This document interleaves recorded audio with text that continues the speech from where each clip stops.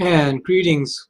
Welcome to the Evidence and Reasons for the Christian Faith video channel. I'm Salvador Cordova, your host, and looks like got a little bit of a taste of spring. It got up to 44 degrees here in Northern Virginia, so I can leave this little cubby hole where I have heat concentrated, and then maybe move back down to the main floor of my house where it's much nicer to do recordings. So first, let me just make sure that my audio is functional. I really want to thank Matt's for trying to help me when I was totally botching my audio this past Friday. Sometimes when I get really into the show, I totally do not read what's in the comments. And Matt's was desperately trying to text me and on my telephone and in the side chat telling me that I was muted. So that show went on for about 2 hours, 2.5 hours. In about an hour, I was muted. So we redid the show Saturday. It was the show flipping off, flip-ons, flip-off Ayala. God looks wiser, Ayala looks stupider. Alu repeats. And that ended up being a fabulous show. It really energized me in addition to my visit to Dallas, where I got to be at the ICR, Discovery Institute event at the local Dallas chapter. And then the next week I made a presentation at the Discovery Institute. And then last Friday and Saturday I did presentations on flip-ons. That's a huge development in junk DNA. We're realizing that all the evolutionary biologists were saying these duplicates are stupid. And being an engineer, it's like, no, every computer chip looks identical for a reason, because it means it's reprogrammable. That instinct got reinforced in 2016 when I was studying at the NIH. And more forcefully, it was demonstrated by recent studies in the last 6 years, vindicating that the Alus have a function. They are not the junk that for decades evolutionary biologists have been maligning, partly to, it seems like, why are they weighing into this? They're so eager to disprove this exquisite design in biology. They could have taken the tack that some of the present researchers are doing and saying, look at the wonders that natural selection can build in terms of the design of junk DNA. But then you have kind of the other camp of evolutionary biologists saying it's junk. So whether it is functional or not, the evolutionary biologist will claim, look what evolution can do. Or this was a prediction of evolution. It's really kind of comical. But one side of the evolutionary argument has gotten really hammered badly. And those are the junk DNA advocates. I don't think the celebration's going to stop anytime soon. I know it seems like unseemly gloating, but I think I might have a lot of shows on flip-ons that show that a lot of the DNA that was considered junk is not. It gives hope that some of the areas that we haven't yet resolved will in due time be resolved. And so I've been in a really feisty, combative mood, man. Just had a different attitude, just kind of a re-energized attitude in the defense and promotion of creationism. We have moved forward like I've never seen in the last 40 years. The creationist argument, definitely on the design moving forward. On the front of young earth creationism, it is slowly moving forward. I've often said intelligent design is easy, young earth creationism is hard. That will always be the case, but we can rest assured the world looks very, very well designed, carefully. The creationists and the Christians will say the world is both intelligently designed and cursed. what we observe is consistent with the account and the doctrines of Christianity. So I've just been in a great mood all day. I start my day off for help and praising him, and when I get in my car to drive, I say, let's go Sal, let's go Brandon. You know, that's my day. And so I've been really feisty. So I will monitor, unlike the last time, I will try to exert a little more effort to monitor the live chat. I'm going to do a reading of a longtime member of this community. And I should say, speaking of Brandon, Brandon occasionally drops in, and he's been probably one of the very first, like maybe the first 30, maybe even the very first person to subscribe to this channel. And it's been nice whenever he drops in. So Brandon, if you're listening, even by recording, thank you so much for being a part of this channel. And Alyosha, if I'm pronouncing Alyosha, if I'm pronouncing your name wrong, please forgive me. And I'm gonna, I want to read from his blog. I don't delve into, as much as I love talking about culture, philosophy, a little bit, just a little bit of presuppositional apologetics and psychology. It's really not my field of expertise. But I was very, very impressed with his, let me see if I could show it here. Actually, let me put it on my other computer, my second computer. It can handle the traffic a little better. Hang on, guys.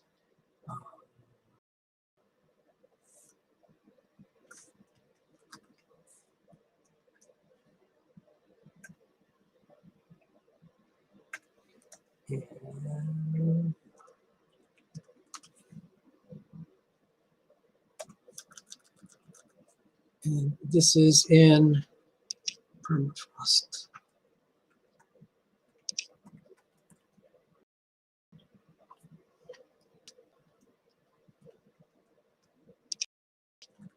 Yeah, it's really hard, not just when I'm running these shows, but I'm going to show,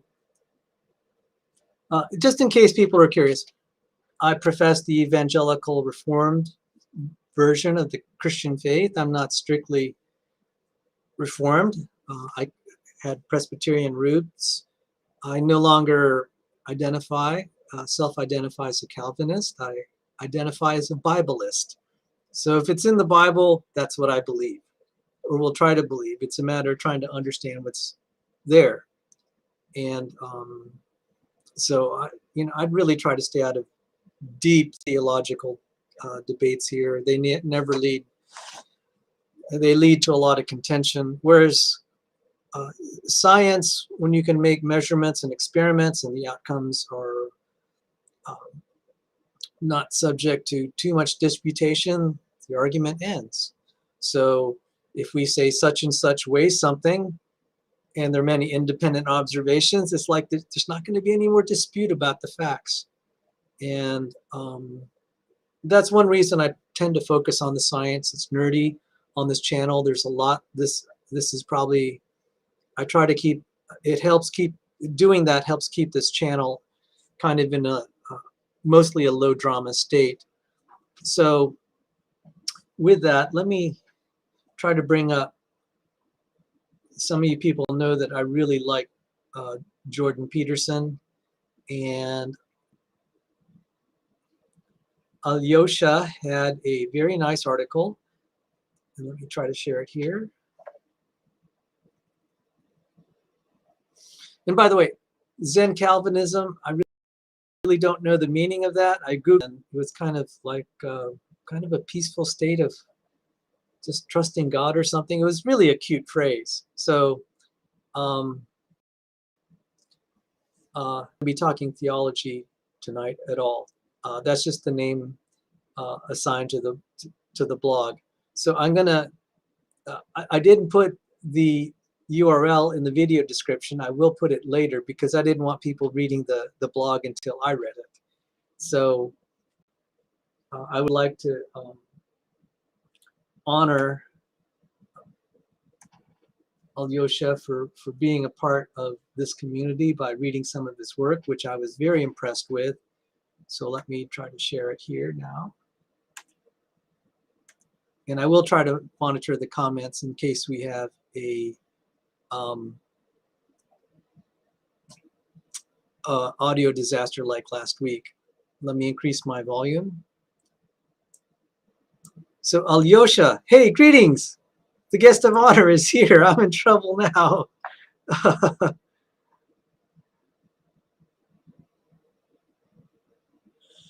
All right, so let me just try to make this a little bigger so even I can see it.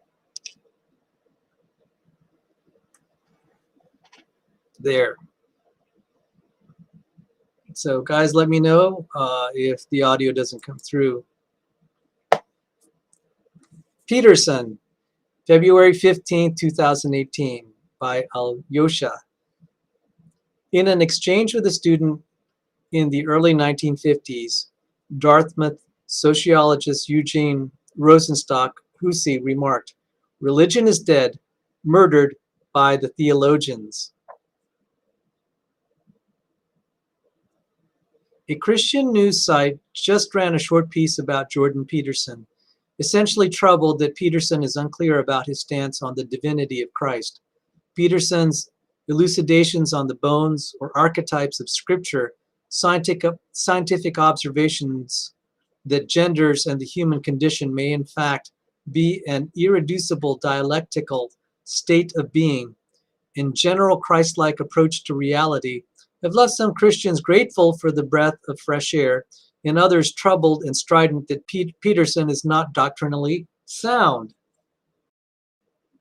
The comment section article reflects this. A fairly thoroughgoing refutation that Peterson isn't on board with the hypostatic union, is not led by the Spirit, and so on. Firm but fair criticisms. The underlying message is that he represents an untrustworthy source, or even a false prophet. Peterson faces the same askance treatment from academia. The madness that has infected the colleges and their humanities department has progressed beyond meaningful contact with the world. It's lost predictive power. So much so that they are now running afoul of the harder sciences. See Brett Weinstein and Lindsay Shepard. Certain research is now taboo, bounded by newspeak. The new beautiful ideas are smothering free inquiry, even in the face of meaningful statistical study. Peterson's de facto appeal to the metaphysical or primitive is certainly due for a visit from the Grand Inquisitor, even though progressive ideology is increasingly no longer useful in exploring reality. On a broad level, it doesn't matter what he knows or believes about doctrine. We are ruled by the realities of our genders, the dialectical nature of the heterosexual union. These facts are crucial in orienting us as we develop across time. Other aspects, movement of the spirit, how our souls interact with our minds, and so on, are hard God-created realities that rule us, whether we like it or not. Whether we have the details of doctrine meticulously defined or not. Maybe common grace is a better description, that we all know the truth, but suppress it unnecessarily for a variety of reasons, but are still able to relate to a hardwired image of God within all of us. The hard dialectical realities persist, though, and a true religion encompasses that description. Peterson has had the sense to look back at the development of the West mind and detect how that development occurred. He's taken these themes and self-consciously reapplied them to a straightforward existential approach, a way of life that has predictive power and is utterly relatable.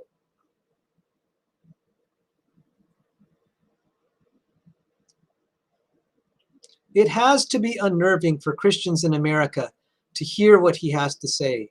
He's largely describing the world as it is.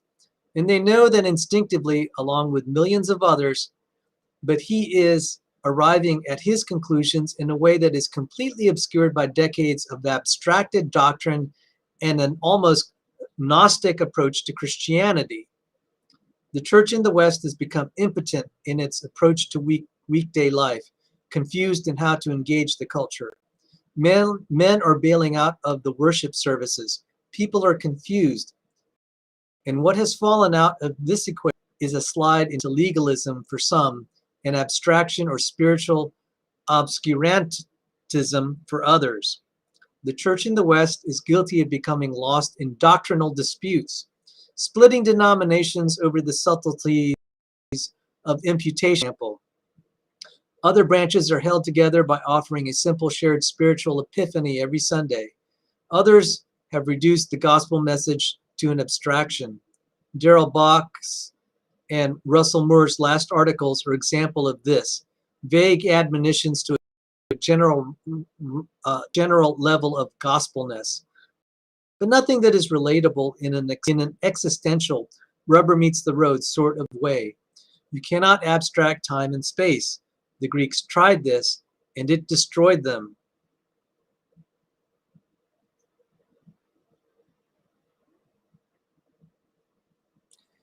The common not of this world attitude in American evangelical circles compounds this dangerous detachment, and it is exasperating people who are trying to sort out their lives, kids and marriages. Young people going through the turbulent transition from son or daughter to suitor or bride and on to wife, husband, father, mother are left gleaning what they can from Hollywood or Madison Avenue pimps. And what they are offering is poison. So Peterson has pieced together a rough sketch of the world bounded by Christian archetypes and delivered it to a mass audience. He is able to tell us how we are connected and has highlighted our commonality, how we can relate to each other in a meaningful way in everyday life. It's religious, but not in a way most Christians understand. As Christians, we should be ashamed of ourselves for our to compete with Peterson's clear, grounded message. Peterson is working with fragments that have fallen from our table and is running circles around the church in the West. Shame on us.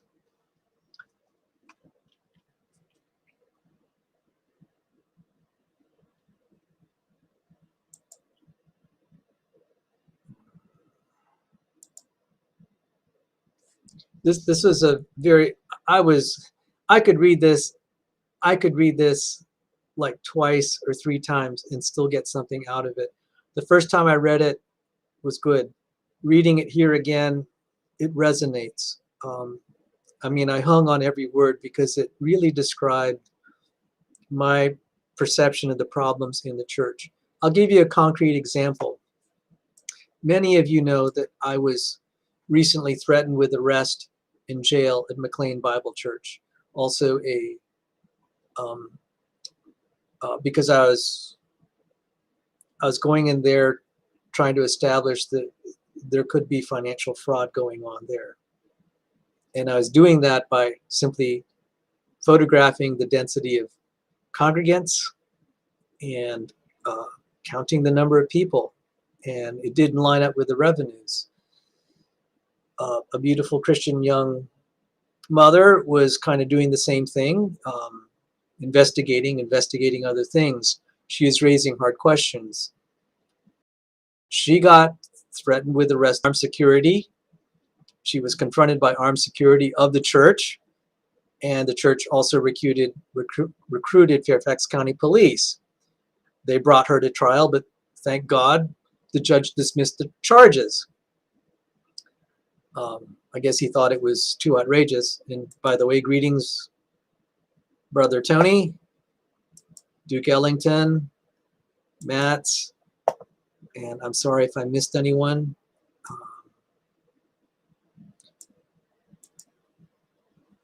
And how did this begin?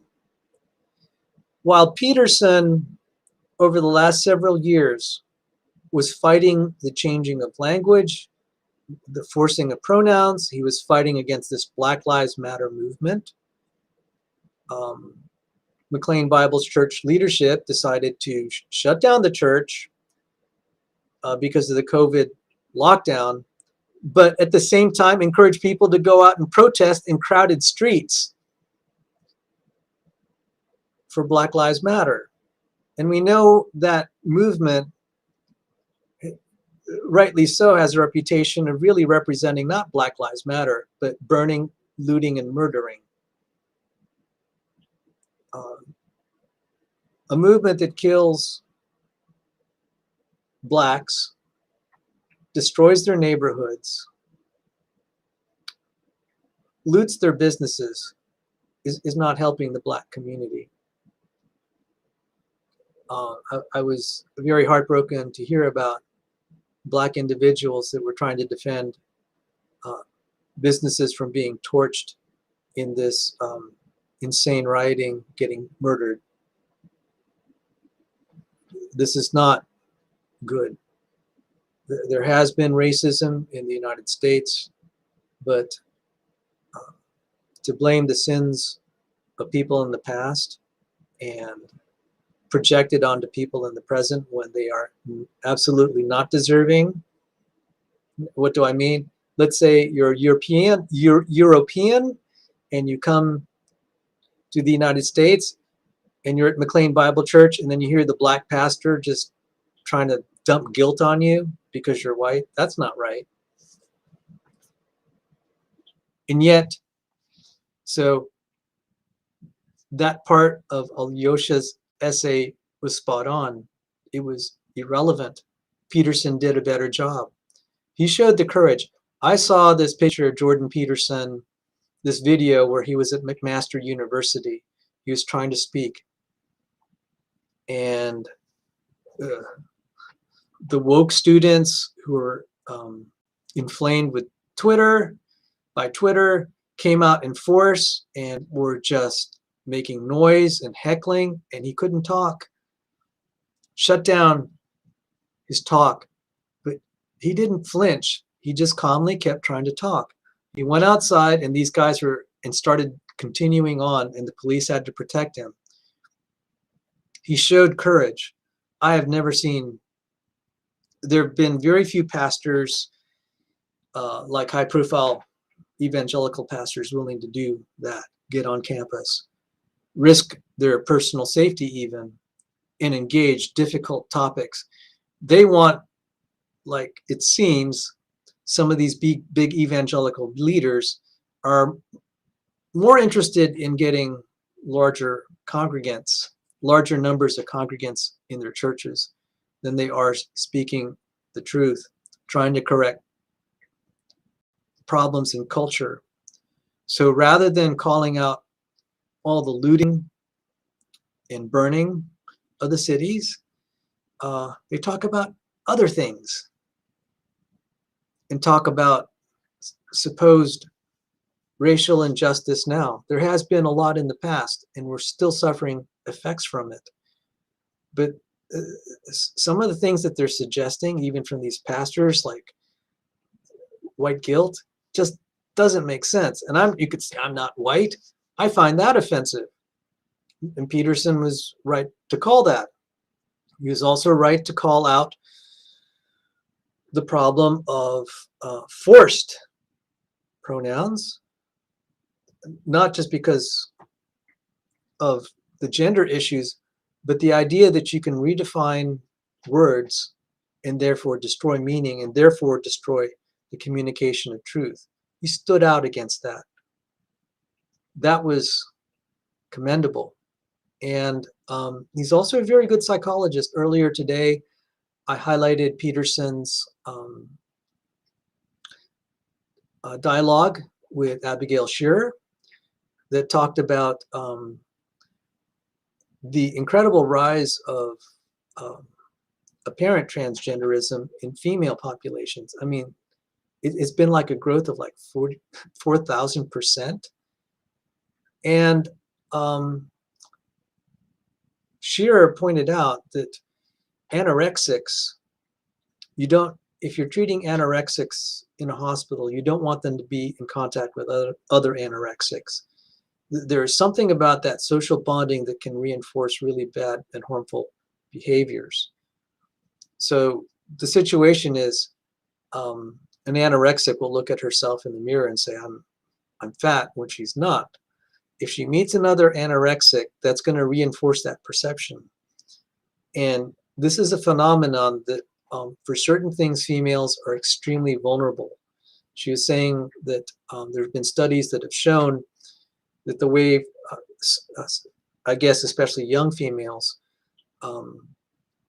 experience some of their friendships, they're extremely empathetic. They can take on the pain of others, etc. So much so that they will even suspend reality to so that they can continue to be part of the team. And so she suspects that, and you can hear uh, uh,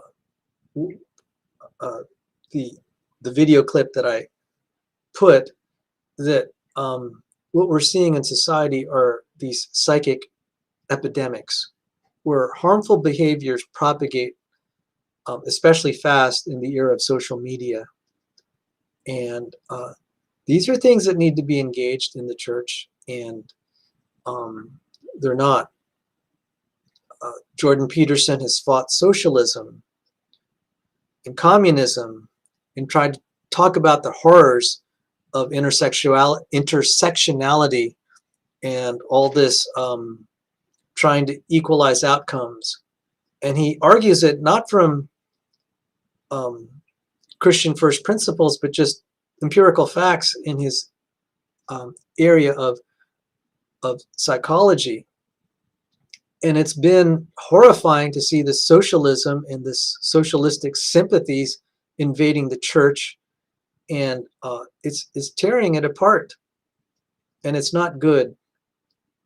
And that's why Jordan Peterson, even though I don't know yet if he's a professing Christian, a lot of Christians want to listen to him because they're fed up with a lot of what they're hearing on Sunday morning and what's being studied on Sunday morning. It's just, there was one Baptist church I was a part of, and